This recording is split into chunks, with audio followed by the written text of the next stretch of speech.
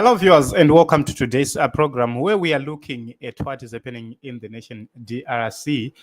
The DRC asked the Senate to revoke immunity of ex-President Kabila, and the Congo government has called on its Senate to lift immunity for former President Joseph Kabila, who has been accused of helping the M23 armed group.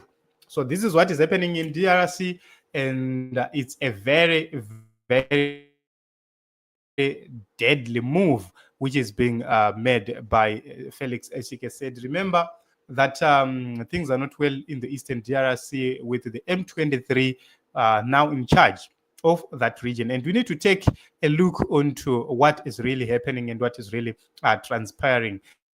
So Justice Minister Constant Mutamba announced that the Army's Attorney General has requested the Senate to lift Kabila's immunity, accusing him of war crimes, crimes against humanity, and massacres of civilians and military personnel. These charges are linked to allegations that Kabila supported the M23 insurgency in the Eastern DRC. And if the Senate approves this request, what it means is Joseph Kabila will be facing prosecution by the High Military Court, and the government has already suspended his political party, the People's Party for Reconstruction and Democracy, and they've announced the plans to seize his assets or the assets belonging to Kabila and also the political party leaders. This is one of the moves which have been made so far. And when we are looking at this, people who have been analyzing the situation believe that if this happens, what is going to happen is that the loyalists of Kabila will be provoked, and there's a likelihood that there's going to be a backlash, and that is going to potentially destabilize DRC further. And this time around, you might see action stemming directly from areas around Kinshasa, and that is something which is very, very dangerous and which is not supposed to be happening. So the DRC's actions against Kabila are coming at a point where there is a conflict which is happening in the Eastern DRC, where the M23 fighters have seized significant territory, including Goma, and also the airport around Goma. And the government of the DRC, they are accusing Rwanda of backing these fighters. And this has caused strenuous relations between Rwanda and the DRC. And recently we have seen Congo, Rwanda pledging to have a peace agreement, aiming to de-escalate tensions and refraining from supporting armed groups. But will this hold when threats against people like Kabila are ongoing? So Kabila has been living in South Africa all along, and recently he met with the former president of South Africa, Thabo Mbeki, and reports are that he is now back in DRC, but he went through the eastern region.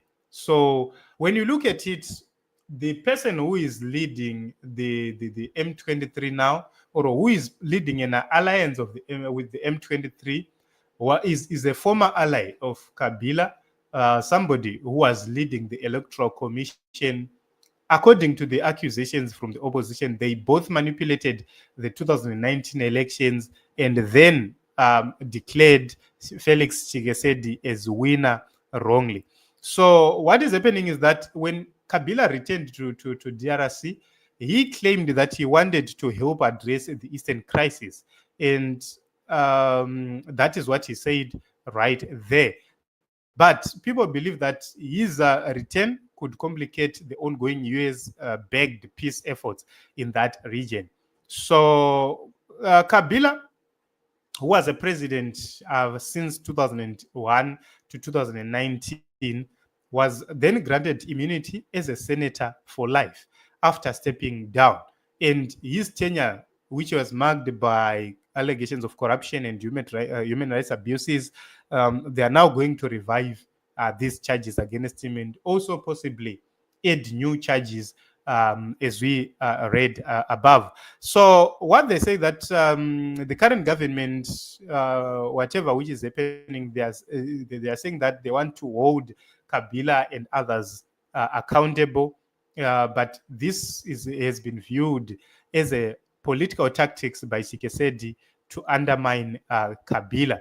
With his party suspended or banned in the DRC, a lot of people believe that it's justified, or the moves from Kabila will likely be justified. So the revocation of Joseph Kabila's immunity, what it means is this is a shift in terms of DRC political landscape, and it carries a lot of possible or potential repercussions for both domestic and regional stability.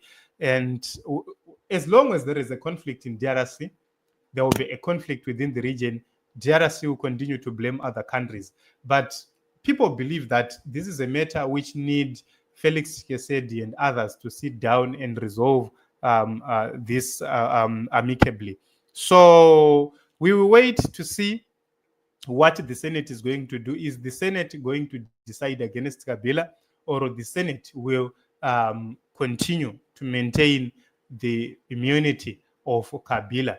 Time will tell what will be happening. But if you look at the period where Kabila has been out of DRC, it tells a lot about what has been happening. And his presence in the DRC now through the eastern region, it signifies that there might be a potential push to even reach Kinshasa or go up to Kinshasa. And Kabila is somebody who is believed to have the potential, the capacity, as well as the resources to reach there. So this is what is happening. This is what we have for you on African Beyond the Television Network. Our story, our headline is that DRC has asked the Senate to revoke the immunity of former President Joseph Kabila, who is being accused of helping the M23 armed group. We will watch and see what is going to happen and how everything is going to unfold. Let us meet in other episodes as well as other broadcasts.